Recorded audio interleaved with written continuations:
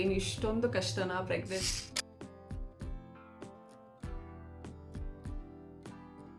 Hi all, welcome back to my YouTube channel. ನಮಸ್ಕಾರ ಎಲ್ರಿಗೂ.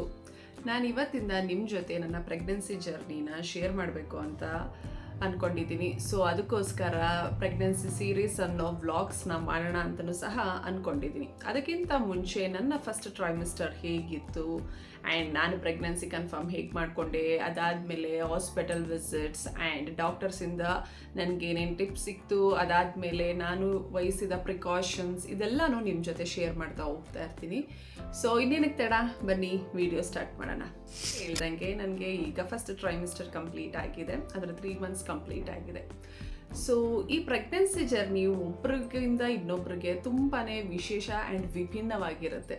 ಕೆಲವೊಂದು ಪ್ರೆಗ್ನೆನ್ಸಿ ಜರ್ನಿ ಆರಾಮಾಗಿ ಸ್ಮೂತಾಗಿ ಹೋಗುತ್ತೆ, ಬಟ್ ಕೆಲವೊಬ್ಬರಿಗೆ ಏನು ಇಷ್ಟೊಂದು ಕಷ್ಟನಾ ಪ್ರೆಗ್ನೆನ್ಸಿ ಅಂದರೆ. ಫಸ್ಟ್ ಟ್ರೈಮಿಸ್ಟರ್ ಅಂತೂ ಕೆಲವೊಬ್ಬರಿಗೆ ವಾಮಿಟ್ ಅಂತೆ, ಏನು ತಿಂದರೂ ವಾಮಿಟ್.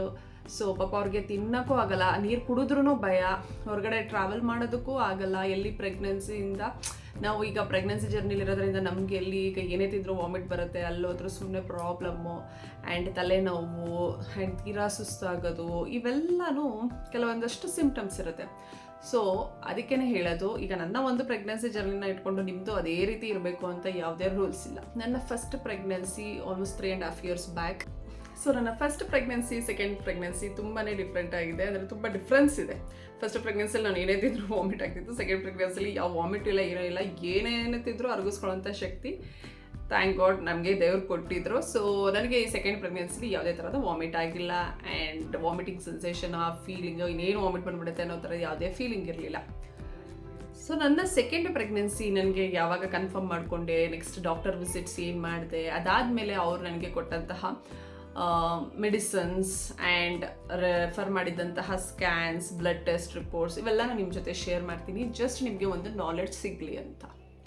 ನಿಮಗೆ ಕನ್ಸೀವ್ ಆದಮೇಲೆ ನಾವು ಮಾಡಬೇಕಾಗಿರೋ ಫಸ್ಟ್ ಸ್ಟೆಪ್ ಏನಂತ ಅಂದರೆ ಹಾಸ್ಪಿಟಲ್ಗೆ ಹೋಗಿ ಡಾಕ್ಟರ್ ವಿಸಿಟ್ನ ಮಾಡೋದು. ಕೆಲವೊಬ್ಬರು 1.5 month ವೆಯ್ಟ್ ಮಾಡ್ತಾರೆ, ಆರ್ 3 months ವೆಯ್ಟ್ ಮಾಡ್ತಾರೆ. ನೀವು ಆ ಥರ ಎಲ್ಲ ವೆಯ್ಟ್ ಮಾಡೋದಕ್ಕೆ ಹೋಗಬೇಡಿ. ನಿಮಗೆ ಇದು ನನ್ನ ಒಪಿನಿಯನ್ ನಿಮ್ಮ ಹತ್ರ ಶೇರ್ ಮಾಡ್ತಿರೋದು. ಬಿಕಾಸ್ ನಿಮಗೆ ಯಾವಾಗ ಪ್ರೆಗ್ನೆನ್ಸಿ ಕನ್ಫರ್ಮ್ ಆಗುತ್ತೋ ಅಲ್ಲೇ ನಿಯರ್ ಬೈ ನಿಮ್ಮ ಗೈನಕಾಲಜಿಸ್ಟ್ನ ಹೋಗಿ ಕನ್ಸಲ್ಟ್ ಮಾಡಿ. ಬಿಕಾಸ್ ಏನಕ್ಕೆ ನಾನು ನಿಮಗೆ ಈ ಮಾತನ್ನ ಹೇಳ್ತಾ ಇದ್ದೀನಿ ಅಂತ ಅಂದರೆ, ಮಗುವಿನ ಬೆಳವಣಿಗೆಗೆ ಬೇಕಾದಂತಹ ಅನೇಕ ಪೋಷಕಾಂಶಗಳು, ಅದಕ್ಕೆ ಬೇಕಾದಂತಹ ಈ ಫಾಲಿಕ್ ಆಸಿಡ್ ಅನ್ನೋದು ತುಂಬಾ ಇಂಪಾರ್ಟೆಂಟು. ಈ ಸ್ಟಾರ್ಟಿಂಗ್ 3 monthsಲ್ಲಿ ಮಗುವಿನ ಮೆದುಳು ಮತ್ತು ಸ್ಪೈನಲ್ ಕಾರ್ಡ್ ಇವೆಲ್ಲವೂ ಬೆಳೆಯುವಂತಹ ಒಂದು ಸ್ಟೇಜ್. ಸೊ ಫಸ್ಟ್ ಟ್ರೈಮಿಸ್ಟರ್ ನಿಮ್ಗೆ ಯಾವಾಗ ಪ್ರೆಗ್ನೆನ್ಸಿ ಕನ್ಫರ್ಮ್ ಆಗುತ್ತೆ, ಇಮಿಡಿಯೇಟಾಗಿ ನೀವು ಹೋಗಿ ಡಾಕ್ಟರ್ನ ಕನ್ಸಲ್ಟ್ ಮಾಡಿ.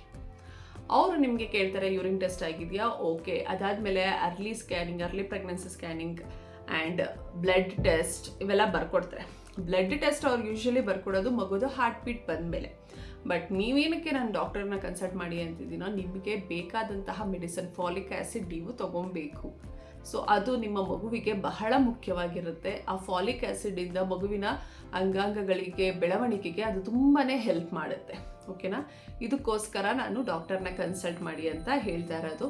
ಆ್ಯಂಡ್ ಇಮಿಡಿಯೇಟಾಗಿ ಕನ್ಸಲ್ಟ್ ಮಾಡಿ. ಪ್ರೆಗ್ನೆನ್ಸಿ ಕನ್ಫರ್ಮ್ ಆದಮೇಲೆ ಡಾಕ್ಟರ್ಸ್ ಏನು ಸಜೆಸ್ಟ್ ಮಾಡ್ತಾರೋ, ಸೊ ನಿಮ್ಗೇನು ಫೀಲ್ ಆಗ್ತಿದೆ, ನಿಮಗೆ ಕ್ರ್ಯಾಂಪ್ಸ್ ಇದ್ದರೆ, ಹೊಟ್ಟೆ ನೋವು ಅಥವಾ ಬೆನ್ನು ನೋವು, ಏನೇ ಇದ್ರೂ ನೀವು ಅವ್ರ ಜೊತೆ ಶೇರ್ ಮಾಡ್ಬೋದು. ಆ್ಯಂಡ್ ಅವ್ರು ನಿಮಗೆ ಅದ್ರ ಬೇಸಿಸ್ ಟಿಪ್ಸ್ ಕೊಡ್ತಾರೆ. ಸೊ ನಾನು ಅಷ್ಟೇ ಫಸ್ಟು ನನಗೆ ಯಾವಾಗ 5th ಡೇಯಲ್ಲಿ ನನಗೆ ಕನ್ಫರ್ಮ್ ಆಯಿತು, ನಾನು ನೆಕ್ಸ್ಟ್ ಹೋಗಿ ಡಾಕ್ಟರ್ನ ಕನ್ಸಲ್ಟ್ ಮಾಡಿದೆ. ಬಿಕಾಸ್ ನನಗೆ ಗೊತ್ತಿತ್ತು folic acid is very important and without prescription ನಾವು ಖಂಡಿತ ತೊಗೊಳಕ್ಕಾಗಲ್ಲ. ಸೊ ಡಾಕ್ಟರ್ನ ಕನ್ಸಲ್ಟ್ ಮಾಡಿನೇ ತೊಗೋಬೇಕು. ಡಾಕ್ಟರ್ನು ಸಹ ಕೇಳಿದ್ರು, ಓಕೆ ನಿಮಗೆ ಪ್ರೆಗ್ನೆನ್ಸಿ ಕನ್ಫರ್ಮ್ ಆಗಿದೆ ಅಂದಮೇಲೆ ಫಾಲಿಕ್ ಆ್ಯಸಿಡ್ನ ನೀವು ತೊಗೊಳ್ಳಿ. ಅದಾದಮೇಲೆ ಟೆಸ್ಟಿಗೆ ಬರ್ತಿದ್ರು, ಬ್ಲಡ್ ಟೆಸ್ಟು. ಬಟ್ ಅದು ಮಗು ಹಾರ್ಟ್ ಬೀಟ್ ಬಂದಮೇಲೆ ಬ್ಲಡ್ ಟೆಸ್ಟ್ ಮಾಡಿಸೋಣ ಅಂತ ಹೇಳಿದ್ರು. ಓಕೆ, ಮಗು ಹಾರ್ಟ್ ಬೀಟ್ ಇನ್ನೇನು ಇನ್ 2 weeksಲ್ಲಿ ಬಂದುಬಿಡುತ್ತೆ, ಇನ್ 1 or 2 weeksಲ್ಲಿ ಬರುತ್ತೆ. ಸೊ ಓಕೆ ಅಂತ ನಾನು ಬಂದೆ. ಅದಾದಮೇಲೆ ನೆಕ್ಸ್ಟ್ ಬೆಂಗಳೂರಲ್ಲಿ ಬಂದು ನಾನು ಮದರ್ಹುಡ್ ಹಾಸ್ಪಿಟಲಲ್ಲಿ ನನ್ನ ಬ್ಲಡ್ ಟೆಸ್ಟ್, ಇಲ್ಲಿ ಡಾಕ್ಟರ್ನ ಕನ್ಸಲ್ಟ್ ಮಾಡಿದೆ. ಸೊ ಅವರು ಸುಮಾರು ಬ್ಲಡ್ ಟೆಸ್ಟ್ನ ಬರ್ಕೊಟ್ರು. ನನ್ನ ಫಸ್ಟ್ ಪ್ರೆಗ್ನೆನ್ಸಿಲಿ ನನಗೆ ಪ್ರೆಗ್ನೆನ್ಸಿಯಲ್ಲೇ ಥೈರಾಯ್ಡ್ ಬಂದಿತ್ತು. ಸೊ ಅವಾಗಲೂ ಅಷ್ಟೇ ಥೈರಾಯ್ಡ್ ಇದ್ದಿದ್ದರಿಂದ ಇಮಿಡಿಯೇಟಾಗಿ ನಾನು ಮೆಡಿಸನ್ನ ಸ್ಟಾರ್ಟ್ ಮಾಡಿದೆ. ಬಿಕಾಸ್ ಥೈರಾಯ್ಡ್ ಇರೋದು ಮಗುಗೆ ಯಾವುದೇ ರೀತಿ ಮಗು ಬೆಳವಣಿಗೆಗೆ ಯಾವುದೇ ರೀತಿ ಇಂಪ್ಯಾಕ್ಟ್ ಮಾಡಬಾರ್ದು ಅಂತ. ಸೊ ನನ್ನ ಫಸ್ಟ್ ಪ್ರೆಗ್ನೆನ್ಸಿಲಿ ಥೈರಾಯ್ಡ್ ಇದ್ದಿದ್ದರಿಂದ ನಾನು ಸೆಕೆಂಡ್ ಪ್ರೆಗ್ನೆನ್ಸಿಲಿ ಡಾಕ್ಟರ್ಗೆ ಅದನ್ನೇ ಹೇಳಿದೆ. ನನ್ನ ಫಸ್ಟ್ ಪ್ರೆಗ್ನೆನ್ಸಿಲಿ ಥೈರಾಯ್ಡ್ ಬಂದಿತ್ತು. ಸೊ ಈಗ ನನಗೆ ಯಾವುದೇ ಥೈರಾಯ್ಡ್ ಇಲ್ಲ, ಮೆಡಿಕೇಶನ್ ತೊಗೊಂಡಾದ್ಮೇಲೆ ಫುಲ್ ಸ್ಟಾಪ್ ಆಗಿದೆ ಅಂತ. ಸೊ ಡಾಕ್ಟರ್ ನನ್ನ ಹಿಸ್ಟ್ರಿನ ನೋಡಿಬಿಟ್ಟು ಓಕೆ ನಿಮಗೆ ಬ್ಲಡ್ ಟೆಸ್ಟ್ ಅಂತ ಹೇಳ್ಬಿಟ್ಟು thyroid test, BP, sugar and vitamin screening ಇವೆಲ್ಲನೂ ಬರ್ಕೊಡ್ತಾರೆ. ಇವೆಲ್ಲವೂ ನಿಮ್ಮ ಬ್ಲಡ್ ಟೆಸ್ಟಲ್ಲಿ ಇನ್ಕ್ಲೂಡ್ ಆಗಿರುತ್ತೆ. ಸೊ ಅದಾದಮೇಲೆ ಸ್ಕ್ಯಾನಿಂಗ್ ಒಂದು ರಿಪೋರ್ಟ್ನ ಬರ್ಕೊಟ್ಟಿದ್ರು, ಅರ್ಲಿ ಪ್ರೆಗ್ನೆನ್ಸಿ ಸ್ಕ್ಯಾನಿಂಗ್. ಇದಿಷ್ಟು ನಿಮಗೆ ಮಗು 1.5 ಮಂತಲ್ಲಿ ಮಾಡುವಂಥದ್ದು. ಸೊ ಇದಿಷ್ಟು ರಿಪೋರ್ಟ್, ಫಸ್ಟ್ ಸ್ಕ್ಯಾನಿಂಗ್ ನಾನು ಮದರ್ಹುಡ್ಡಲ್ಲೇ ಮಾಡಿಸಿದ್ದು. ಆ್ಯಂಡ್ ಖಾಲಿ ಹೊಟ್ಟೆಲೇ ಹೋಗಿ ನಾವು ಬ್ಲಡ್ ಸ್ಯಾಂಪಲ್ನ ಕೊಡಬೇಕು. ಅದಾದಮೇಲೆ ಅಲ್ಲಿ ಗ್ಲೂಕೋಸ್ನ ಕೊಡ್ತಾರೆ. ಅದಾದ ಒಂದು 3 ಇಯರ್ಸ್ ಆದಮೇಲೆ ಏನೂ ತಿಂದೇನೆ ಮತ್ತೆ ಅಲ್ಲೇ ಇನ್ನೊಂದು ಸರಿ ಬ್ಲಡ್ ಟೆಸ್ಟ್ಗೆ ನಾವು ನಮ್ಮ ಬ್ಲಡ್ ಸ್ಯಾಂಪಲ್ನ ಕೊಡಬೇಕು. Early pregnancy test vaginal scanning ಮಾಡ್ತಾರೆ, ಅದು ಬೇಗನೆ ಆಗೋಗುತ್ತೆ. ಸೊ ಇದು ನನ್ನ 1.5 ಮಂತ್. ಸೊ ಅದು ಆಲ್ಮೋಸ್ಟ್ 3 ಮಂತ್ಸ್ ನಮಗೆ ಫಾಲಿಕ್ ಆ್ಯಸಿಡ್ ಒಂದನ್ನೇ ಕೊಟ್ಟಿದ್ದು ಮೆಡಿಸನ್. ಸೊ ಟ್ಯಾಬ್ಲೆಟ್ಸು ಡೈಲಿ 1 ತೊಗೋಬೇಕು ಅಂತ ನನಗೆ ಸಜೆಸ್ಟ್ ಮಾಡಿದರು ಮಾರ್ನಿಂಗ್ ಊಟ ಆದಮೇಲೆ. ಸೊ ಅದನ್ನು ನಾನು ತೊಗೊಂಡು 3 ಮಂತ್ಸ್ ಕಂಪ್ಲೀಟ್ ಮಾಡಿದೆ. ಇನ್ನೂ ನಿಮಗೆ ವಾಮಿಟಿಂಗ್ ಇದ್ದರೆ ವಾಮಿಟಿಂಗಿಗೆ ಸಪ್ರೇಟಾಗಿ ಬೇರೆ ಟ್ಯಾಬ್ಲೆಟ್ನ ಕೊಡ್ತಾರೆ. ಸೊ ನಿಮಗೆ ವಾಮಿಟ್ ನಿಲ್ಲೋವರೆಗೂ, ಕಂಟ್ರೋಲ್ ಆಗೋವರೆಗೂ ನೀವು ಆ ಟ್ಯಾಬ್ಲೆಟ್ಸ್ನ ಯೂಸ್ ಮಾಡ್ಬೋದು. ಇದನ್ನು ಡಾಕ್ಟರೇ ಸಜೆಸ್ಟ್ ಮಾಡ್ತಾರೆ. ಇದು ನನ್ನ 3 ಮಂತ್ಸ್ ಜರ್ನಿ. ಅದಾದೇನೆ ನಮ್ಮ ಪ್ರೆಗ್ನೆನ್ಸಿ 12 ವೀಕ್ಸ್ ಕಂಪ್ಲೀಟ್ ಆಗೋ ಅಷ್ಟರಲ್ಲಿ 12 ವೀಕ್ಸ್ ಸ್ಟಾರ್ಟ್ ಆಗ್ತಿದೆ ಅನ್ನುವಾಗ NT ಸ್ಕ್ಯಾನ್ಗೆ ಬರ್ಕೊಡ್ತಾರೆ. ಈ NT ಸ್ಕ್ಯಾನ್ ಅಂದರೆ ಏನು, ಅದನ್ನು ಯಾವಾಗ ಮಾಡಬೇಕು, ಇದೆಲ್ಲನೂ ನಾನು ನಿಮಗೆ ನೆಕ್ಸ್ಟ್ ವಿಡಿಯೋದಲ್ಲಿ ಹೇಳ್ತೀನಿ. ಬಟ್ ಈ 3 ಮಂತ್ಸಲ್ಲಿ ಏನೇನು ಮಾಡಬೇಕು ಅನ್ನೋದು, ಯಾವ್ಯಾವ ಸ್ಕ್ಯಾನಿಂಗ್ ರಿಪೋರ್ಟ್ಸ್ ಇರುತ್ತೆ ಅನ್ನೋದನ್ನ ನಾನು ನಿಮಗೆ ಇಲ್ಲಿ ಜಸ್ಟ್ ಒಂದು ಐಡಿಯಾನ ಕೊಡ್ತಾ ಇದ್ದೀನಿ. ನನ್ನ ಫಸ್ಟ್ ಪ್ರೆಗ್ನೆನ್ಸಿಲಿ ನಾನು ಯಾವುದೇ ಥರದ ಕೆಲಸನ ಮಾಡ್ತಿರಲಿಲ್ಲ. But second pregnancy is completely different. ಆವಾಗ ವರ್ಕ್ ಫ್ರಮ್ ಹೋಮ್ ಇತ್ತು, ಕೊರೋನಾ ಇರೋದ್ರಿಂದ ಸೊ ಮನೆಯಲ್ಲೇ ಇದ್ವಿ, ಅಂದರೆ ನೇಟಿವಲ್ಲಿ. ಬಟ್ ಈಗ ಬೆಂಗಳೂರಲ್ಲಿ ಇರೋದ್ರಿಂದ ನಾನು, ನನ್ನ ಹಸ್ಬೆಂಡ್, ಮಗು ಇರೋದ್ರಿಂದ ಎಲ್ಲ ಕೆಲಸನೂ ನಾನೇ ಮಾಡಬೇಕು. ಸೊ ಈ ಕೆಲಸ ಮಾಡಿದ್ರೆ ಅದಾಗ್ಬಿಡುತ್ತೆ, ಆ ಕೆಲಸ ಮಾಡಿದ್ರೆ ಇದಾಗ್ಬಿಡುತ್ತೆ ಅನ್ನೋ ಒಂದು ಮಿಸ್ಕನ್ಸೆಪ್ಷನ್ ತಲೆಯಲ್ಲಿರುತ್ತೆ.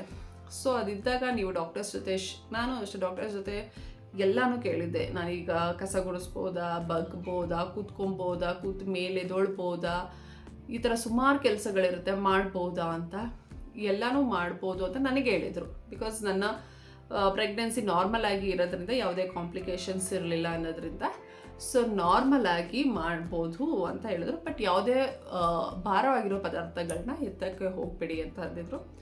ಸೊ ಅದೇ ರೀತಿ ಮಾಡಿಕೊಂಡು ನಾನು 3 ಮಂತ್ಸ್ ಮನೇಲೇ ನಾನೇ ಎಲ್ಲ ಕೆಲಸ ಮಾಡಿಕೊಂಡು, ಅಡುಗೆ ಎಲ್ಲ ಮಾಡಿಕೊಂಡು, ಮಗುನೂ ನೋಡಿಕೊಂಡು, ಆಫೀಸ್ನೂ ಮ್ಯಾನೇಜ್ ಮಾಡ್ಕೊಂಡು ಬಂದಿದ್ದೀನಿ. ಸೊ ಇದಾಗಿತ್ತು ನನ್ನ ಈ 3 ಮಂತ್ಸ್ ಜರ್ನಿ. ನೆಕ್ಸ್ಟ್ 3 ಮಂತ್ಸ್ ಆದಮೇಲೆ ಆ್ಯಂಡ್ NT ಸ್ಕ್ಯಾನ್ ರಿಪೋರ್ಟ್ಸ್ ಅದೆಲ್ಲ ನಿಮಗೆ ನೆಕ್ಸ್ಟ್ ನಾನು ಶೇರ್ ಮಾಡ್ತೀನಿ. ಅಲ್ಲಿವರೆಗೂ ನನ್ನ ಚಾನಲ್ಗೆ ಸಬ್ಸ್ಕ್ರೈಬ್ ಮಾಡಿಲ್ಲ ಅಂದರೆ please subscribe to my channel.